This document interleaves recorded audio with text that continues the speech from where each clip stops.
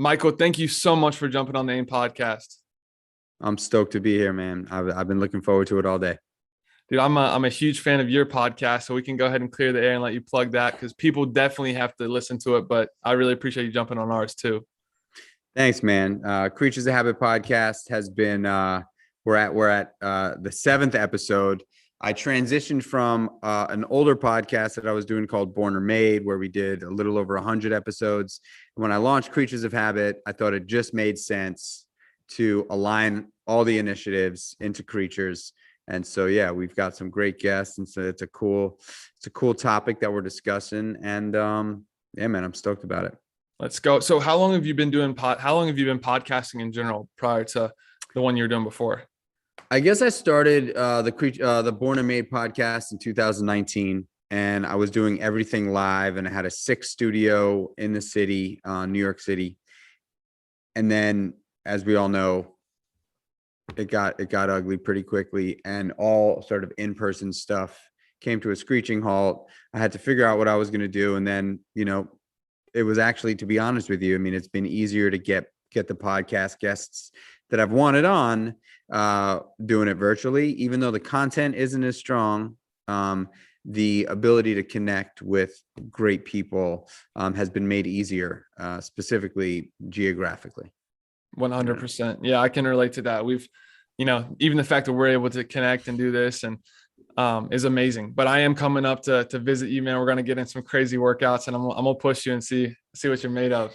Oh, dude, you got the wrong guy, man. No, I'm just messing with. So what's the workout today, man? What have you done today? I know you get it in. Actually, you know what? Today was a day that I decided to listen to my body and take off. I trained Sunday, Monday, Tuesday, Wednesday, pretty hard. And then today I decided to take off. Yesterday's workout, however, was an absolute beast. And it was a heavy leg day. And then I finished that leg day with 40 seconds on, 40 seconds off, 20 seconds on the assault bike, 10 minutes of intervals, 12 cals in 20 seconds. Brutal. That is brutal. So how would you describe your overall style of training? Like, how would you describe yourself in the fitness world? The last 3 years, I've been really focused on strength training, weight training, resistance training. And I've been competing in men's physique bodybuilding competitions. So I really have taken the last 3 years to immerse myself in learning about the human anatomy, really learning about dialing in the nutrition. And then prior to the last 3 years, I competed in a number of different sports. But the main thing that I did for years was Muay Thai kickboxing. So I fell in love with Muay Thai. That was the first, I mean, I'm sure we'll get into my backstory, but the first sport that saved my life really was Muay Thai. And a couple of guys threw me into a Muay Thai gym, and I fell in love with it and became obsessed with it, and really focused all of my time in my physical time really on Muay Thai. Then I got into endurance running, long distance running, because conditioning is a big part of Muay Thai. So I always had to run for Muay Thai. And then I became passionate about longer distance running, and that destroyed me. And then, after my last marathon in 2018, a team member, said, "Hey, have you ever thought about, bodybuilding?" And I was like, bodybuilding? Like, I'm 155 pounds. Like, I don't even, what are you talking about? Bodybuilding. And she was a competitive bikini bodybuilder. And she said, "You should try it." And so I said, "You know what? I'm going to do that." And that night I did some research and hired a coach and sent me on my way. And I fell in love with moving the weight around. So, yeah. That's incredible. I love that, because I think personally, I can relate to that in a way that, my background is in basketball. Like, prior to last May, all I did was train for performance to, better myself on the court. But then when I got done, I wanted to bodybuild first, and then I ran a marathon in December, and then I got into CrossFit a little bit. So I've been experiencing all these different types of fitness. And the beautiful thing about it is, one, it's all good for you. It's all healthy, but there's so many different elements to each type of fitness And I think it's so cool when you talk to someone who's so well-rounded and has kind of had that experience in each sector and just kind of knows what it's all about, because at the end of the day, it's just about getting better and pushing yourself to be uncomfortable and trying new things, in my opinion. Yeah, I also think that, once an athlete, kind of always an athlete, and not everybody's an athlete, and that's okay, right? Not everybody's an athlete though. And so when I was a young kid, sports were really my way of, that was like my first real love, escaping into sports. And I really became obsessed with hockey, and I played a lot of hockey when I was a kid. First street hockey with, just running, then roller hockey, and then I was able to convince my parents to let me play ice hockey, and they got, I got a scholarship, and I was able to play it on a travel team, and it was awesome. So I've always had this passion for sports. It's really been, it's sort of been the compass of my life. That's incredible. Yeah. I love it, man. Like there's so many cool things that you have going on in the current moment. Creatures of Habit is an amazing brand that we're really going to dive into here in a moment. But before we do that, I think it would be helpful to kind of set some context of a little bit of your story, your upbringing, and kind of how you even got on the path you are now. I think that would be super helpful. And I think you and I have a lot in common, even from that first phone call, which I'm excited to kind of use this platform to help people and share it. So yeah, just kind of start where you think is appropriate, but I'd love to hear kind of what led up to this moment. My story is my my story does not dictate my current life. And I think a lot of people, I just want to say this because I have an intense story, and some people would potentially hear this, what I'm about to share, and say, it doesn't make sense that this guy is living this life that he's living now based on his story. So I just want to preface by saying what happens in the past doesn't have to determine the present or the future. And I'm a living, breathing example of that. Just so many of us live in the past, and so many of us always think back. Oh, I'm just thinking back, and you shouldn't think back. You should think right now. That's good. And because everything in life that happens right now, not yesterday, not tomorrow. Everything that happens happens right now. And if you're not there for it because you're so concerned about what happened yesterday or what's going to happen tomorrow, you'll miss it. So that's good. I grew up in New York City. I grew up in a pretty rough household. My father was electrician, trades, hardcore, New York City, Russian, Italian, tough guy. Very, very difficult, incredibly abusive. And he and I never had a great relationship, unfortunately. I had a mother who was a secretary, who loved me dearly, but was also abused by my dad. My dad was an abusive dude. And so we kind of we lived in this fearful state at our house. We lived in a small apartment, my mother, my sister, my father, and I. And it wasn't awesome. And I don't blame them. I really don't. I think my parents did what they could do. And I know that both of my parents, my mother still loves me. My father's passed away. I know that he did love me. He just didn't know how to be a dad. And he shouldn't have been a father. But it was hard for me. It was very, very difficult. And I had a lot of trouble, being a kid.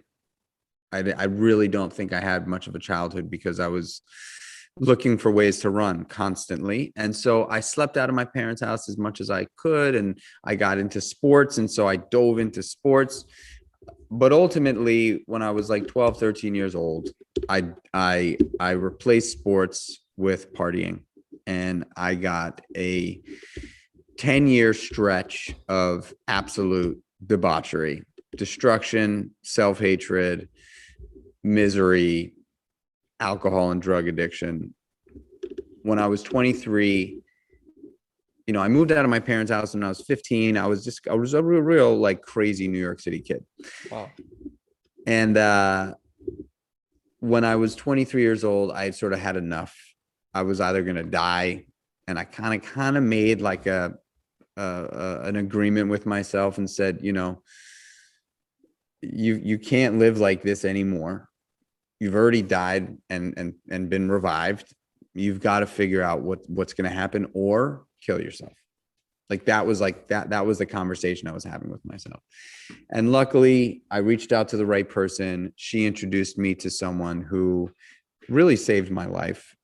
And these two guys, who were sober, came to meet with me. They dragged me off the street.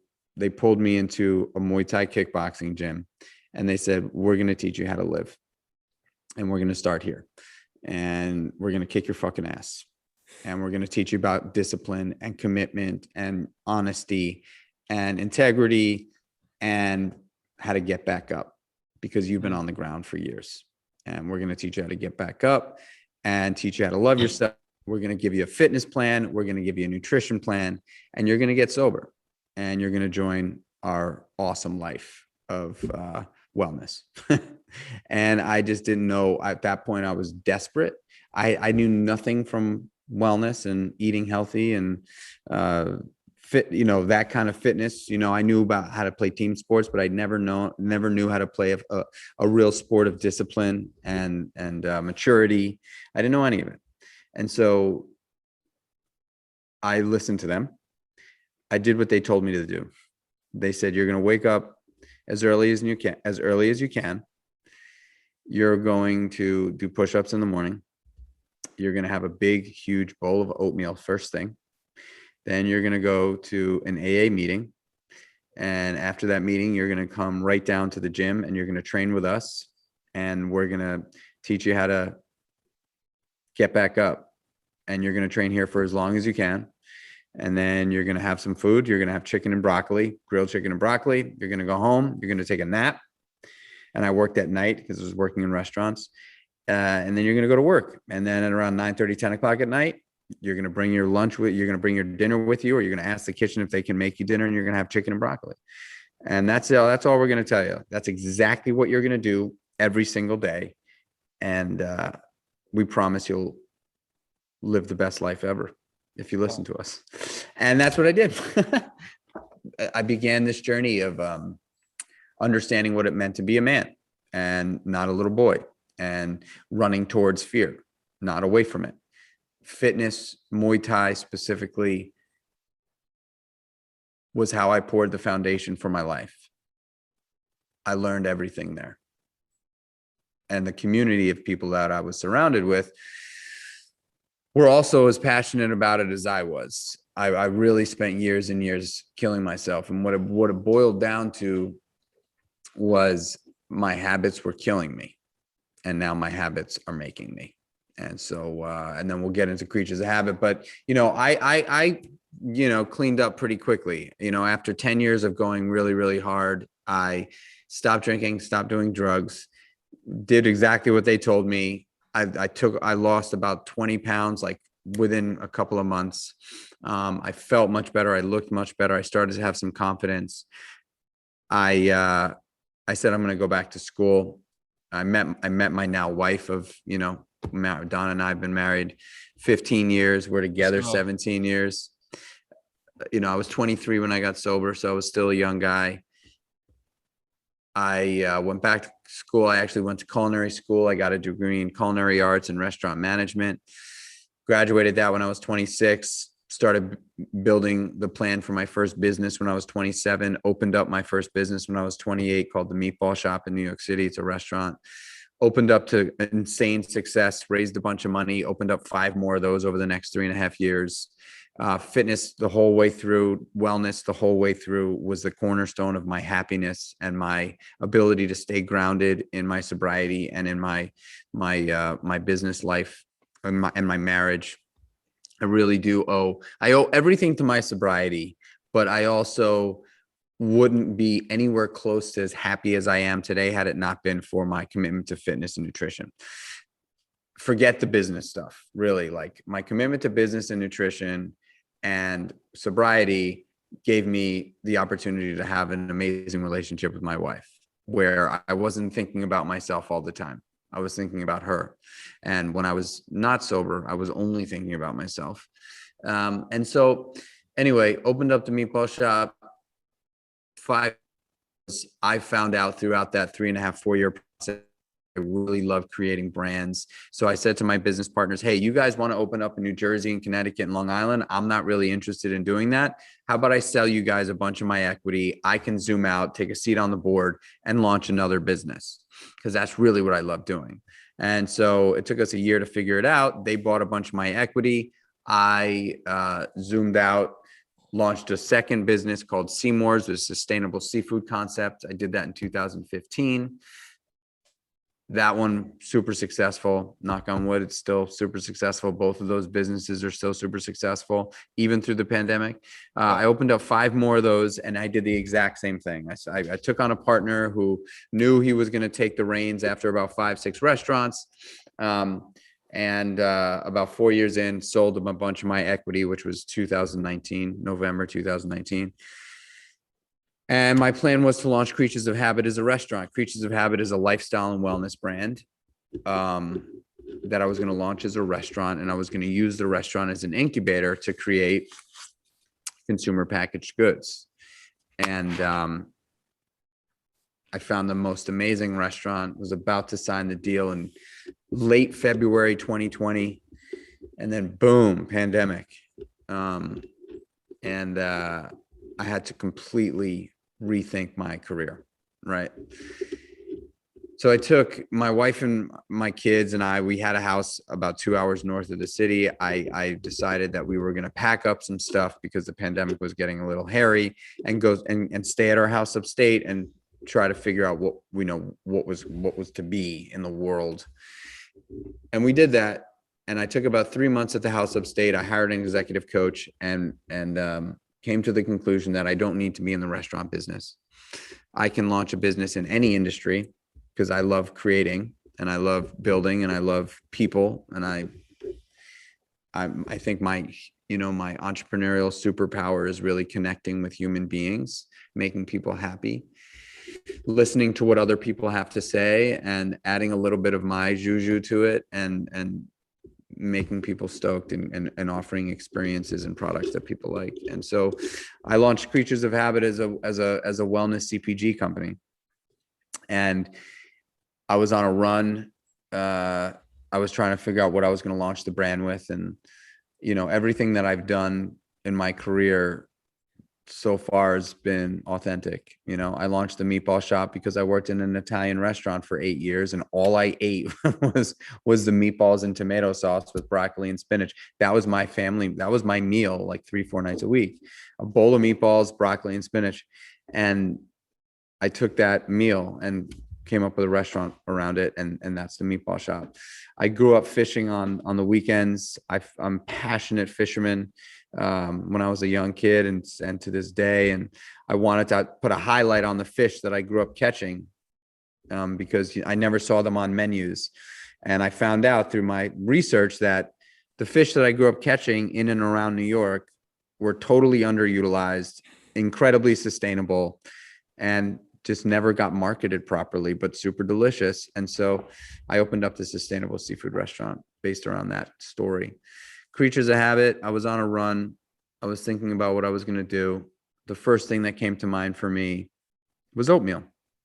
The first thing that those guys told me to eat when I was getting my shit together and finally starting a new life was oatmeal. And I've been eating oatmeal every single day for the last 17 plus years. And I said, it sounds crazy, Mike, but you got to do the most epic oatmeal on the planet. You've got to be able to provide this meal that you've been nourishing your body with as your first meal of the day for 17 years. You are in the best shape of your life. You've been in really great shape for years. You're healthy. You need to bring this to the masses. And so that began a year-long journey on creating Creatures of Habit, the protagonist, which is what the oatmeal product is called. It's not just oatmeal. It's gluten-free oats, plant-based protein powder, 30 grams of protein, omega-3 fatty acids, vitamin D3, probiotic, digestive enzymes, pink Himalayan salt.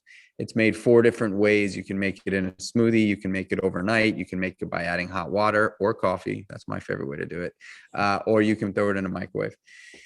And so I came up with this idea and I said, I want to do this Oat Brand, but I really want to make it this all-encompassing lifestyle brand. So I designed a really cool line of apparel to launch with it. And I got Gary Vaynerchuk to get excited about it. And then he brought on a bunch of his friends and I raised money and opened it in August of 2021.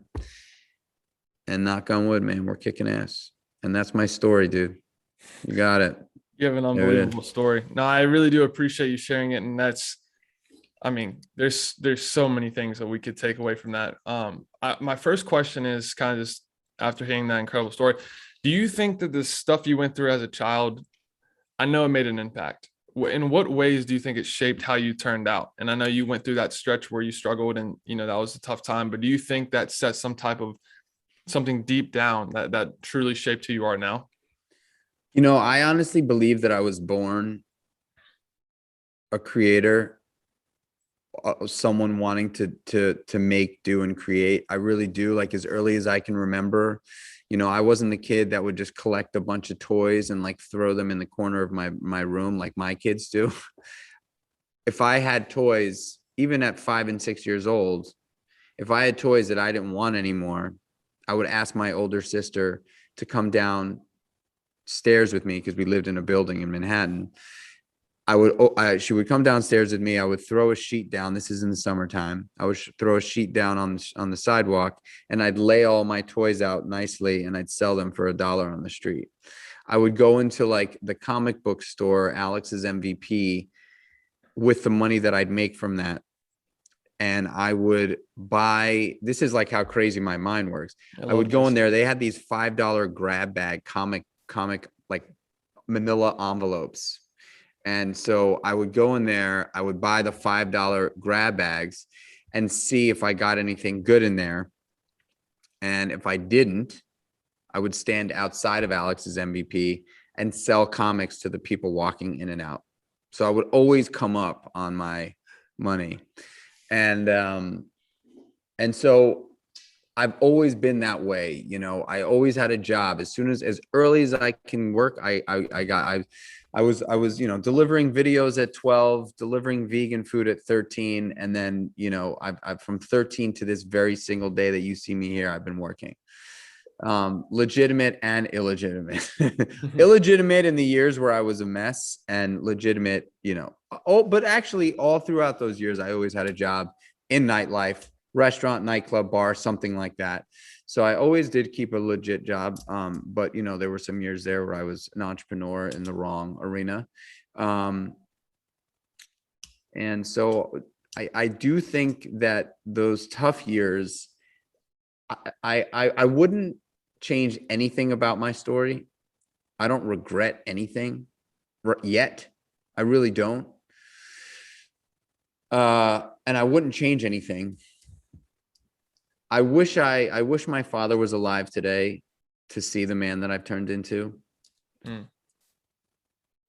He visits me in my dreams, which is nice. And we have a much better relationship now. And I believe that actually he does. And we have conversations, which is kind of wild, but like I'll wake up hysterically crying in the middle of the night and I'll wake up my wife and I'll say, she was like, what's the matter? I think I just, hung out with my dad. So I don't think that, I really do believe that I was born to do what I do today. I think I was born with this thing. I've always wanted to make people happy. I've always had a way with people, even when I was a little kid, That's good. I love talking to entrepreneurs because it's interesting just to see they think differently. Like that's an easy way to put it. There's a different type of thought process that goes through your mind when you're wanting to be in that position.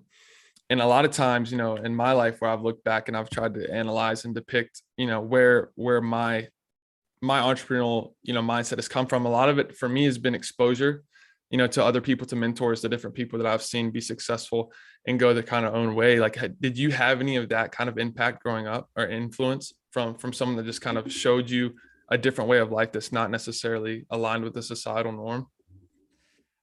I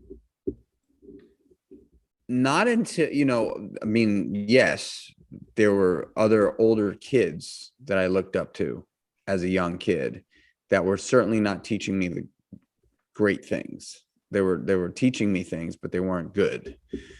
But I did learn a lot. I mean, I learned a lot. I learned how to hustle as, you know, coming up. I really did. You know, I learned how to hustle, and I learned that what you put in is what you're going to get out. That's good. And all it takes is all you got. I couldn't agree more. I think it's true. And I think, you know, the big things that boils down to what you hit on, your work ethic has to be second to none. Like, people can never take that away from you, no matter what you've done or your past or, you know, your status, like your work. Everyone can work hard. That's a choice. You wake up, you've got an ability to work hard. And I think the other big piece is like something you've done is finding ways to bring people value, you know, whether that be making them happy, creating a business or service, a product that can, you know, and make an impact. I think the combination there is a really cool way to find success in life. Yeah, I really do. And I think it probably came from years of being a bartender. You know, when you're a bartender, the only way to make money is if you listen to the customers. You know what I'm saying? You got to listen to the guests. And you got to create an experience that they're never going to forget. Like, that is, you know, really the trick. You've got to shut up, listen to them, and then hear what they're saying and create an experience that they're never going to forget, because you want them to come back. I also learned in those days that everybody's favorite word is their own name. So, you know, one thing that I teach my sons, every night we have 9 things that we say, both my kids.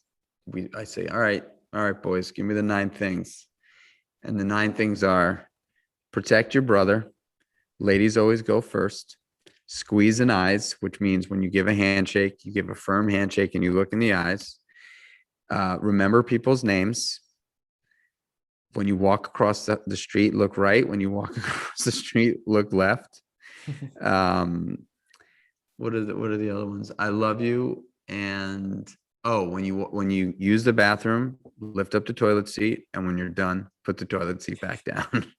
Those are the 9 things that if my kids take nothing else from me, those 9 things, actually a good portion of those were passed down from my father, will help shape the man you are, or the woman you are.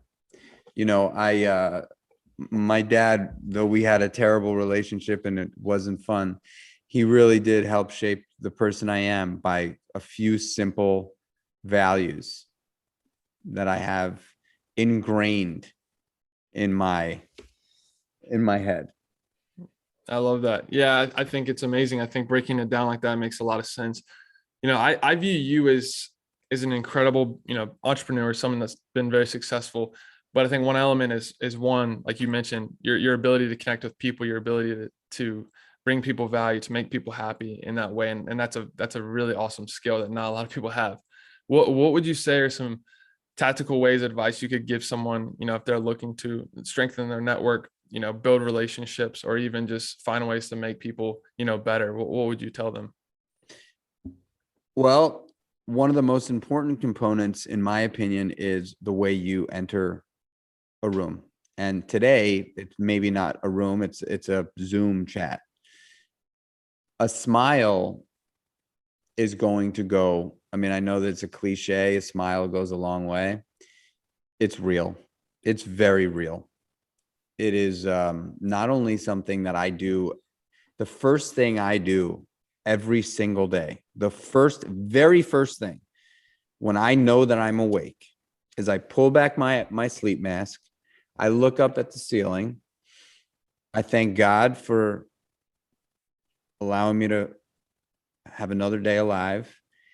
I smile from ear to ear like this, and I hold it for 15 seconds, and I list out the things that make me most my gratitude list, really. And the first thing that pops into my head is myself, my sons to my right, and my wife across the table from me at our breakfast nook. That's always the first thing that I think about first thing in the morning. And it immediately helps me combat anxiety and stress that a lot of people wake up with. So I use that smile as sort of a cue for me to know that optimism and positivity are going to save my life. They have, and they will continue to save my life along with God. Mm. And I carry that with me throughout the day. So I start my day like that. And that is just a reminder for me that when I walk into a room, if I'm smiling, the energy that I bring there is going to be valuable. 100%. If I walk into a room and I'm like this, I am sucking energy out of that space, because people are now saying, oh, is that guy pissed? Is he angry? Is he? But when you walk in with a smile, everybody just knows you're happy to be here. There's no thought. You're not making anybody feel uncomfortable. Boom. You walk in, smile, right?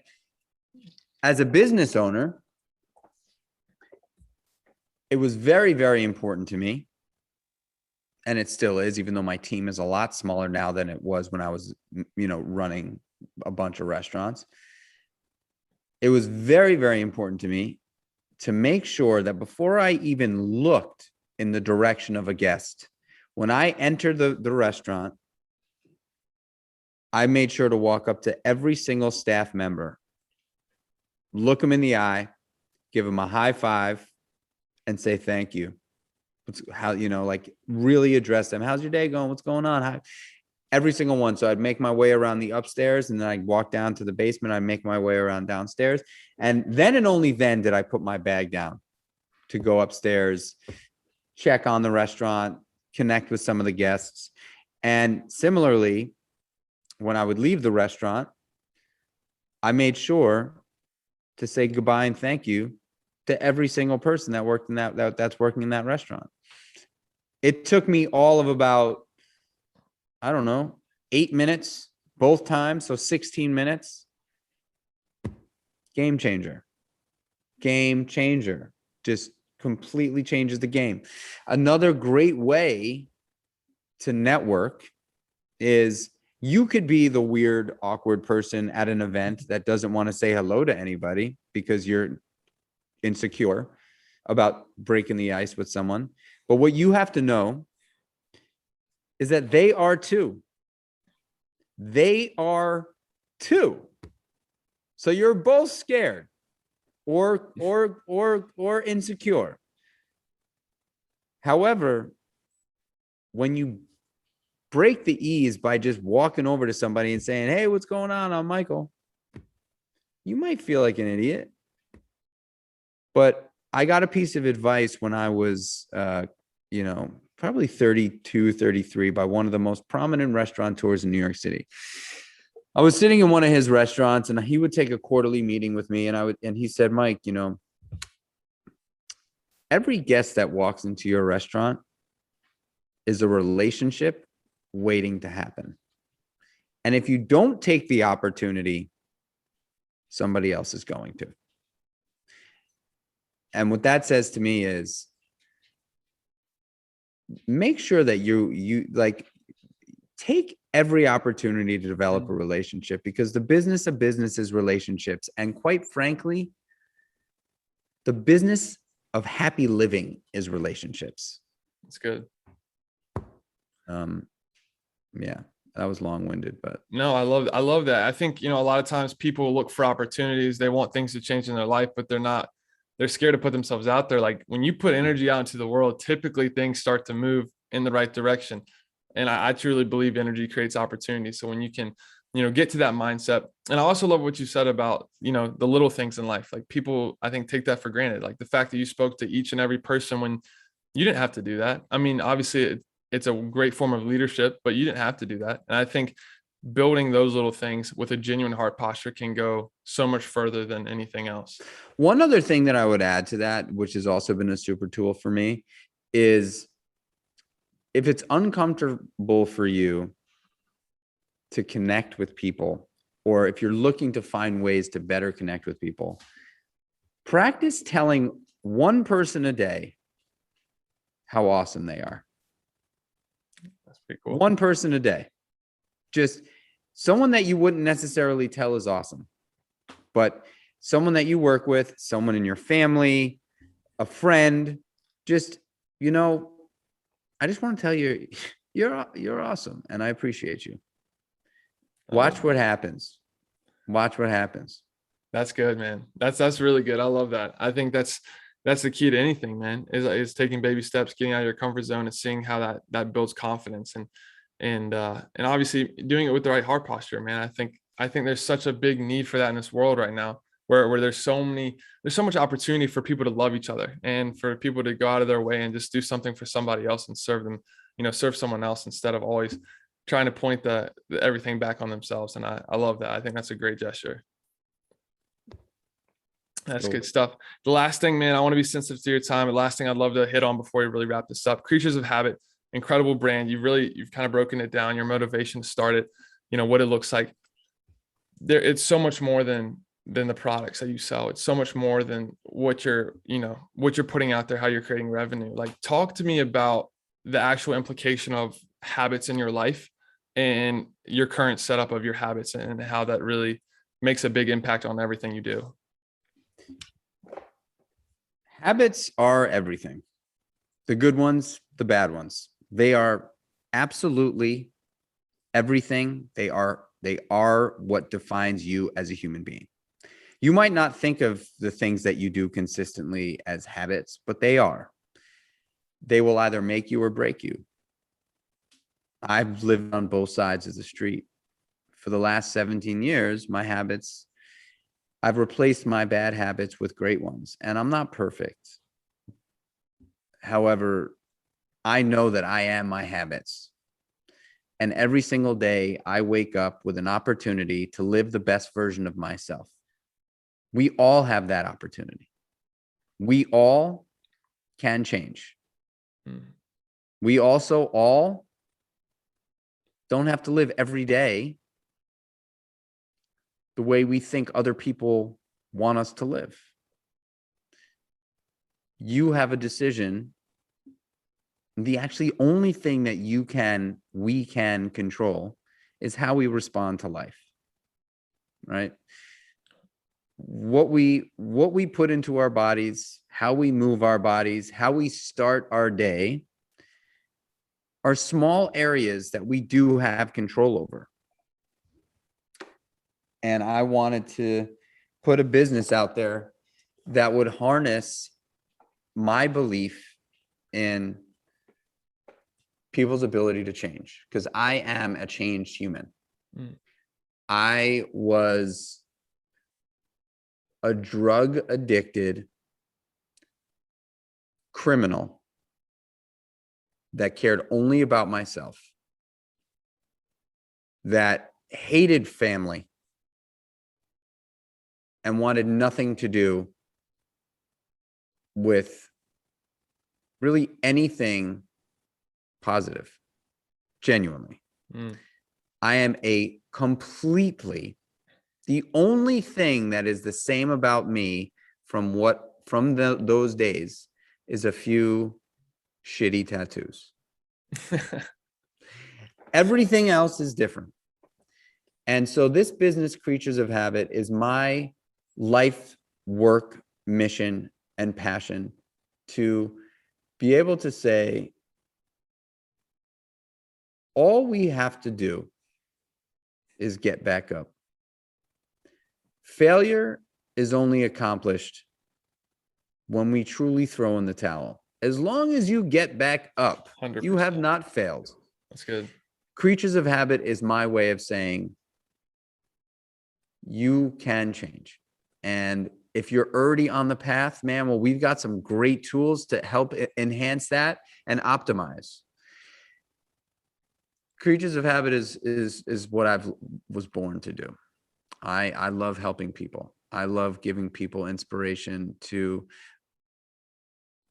feel that they have what it takes, because I know they do, because I'm not a unique person. I'm not a snowflake. If I can do it, you can do it.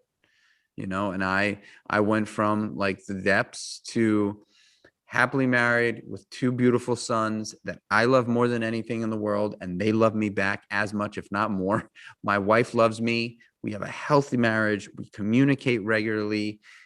I have opened, launched, run, exited from a number of businesses successfully. I've competed in Muay Thai kickboxing, run multiple marathons, and am a professional bodybuilder. Like, who the fucking, no way, dude. No way. No way. You take a picture of my life at 23 and where I am today, and you try to tell somebody that that's the same guy, people would put $1 million on that not being true with their eyes closed. I'm telling you that. And I'm not saying it out of a grandiose place. I'm saying it out of a gratitude place. I am so blessed and grateful and lucky to have learned that change is possible and happiness is totally attainable 85% of the time. And when I'm having a bad day, I also have the self-awareness now to know that a bad day is a bad day. It's not a bad week. It's not a bad month. And it's most definitely not a bad life. Learn to love the hard and the hurt. You know what I mean? Like, that's because that shit is there. It's going to happen. It's inevitable. It's inevitable. Fear is something we should face. Fear is something we should run towards. And Creatures of Habit is really a brand that I launched that sells awesome products, but really has a mission of, you can live the best version of yourself on a daily basis. I can't promise you for the rest of your life, but who can promise you for the rest of your life? I can give you a list of things that you can do on a daily basis that will give you the greatest chance of making better decisions so that you can live the best version of yourself. And man, I wish that was a good run. That's a good one, man. Golly, that's my favorite flavor too, by the way. We'll plug that one for sure. That's the one I had this morning. That's my jam, man. That's all it. day. Michael, dude, I can't thank you enough. I can't thank you enough for just the time of jumping on this podcast, but also what you do in the world and the energy you put out. That means a lot, man. And I just want you to know that it's really making a big impact. It's definitely made an impact on me. And I just want to encourage you to keep going like I know you will, man. Thank you so much for coming on the AIM podcast. Thank you so much, brother. I really appreciate you, and feelings are very, very mutual. Let's go.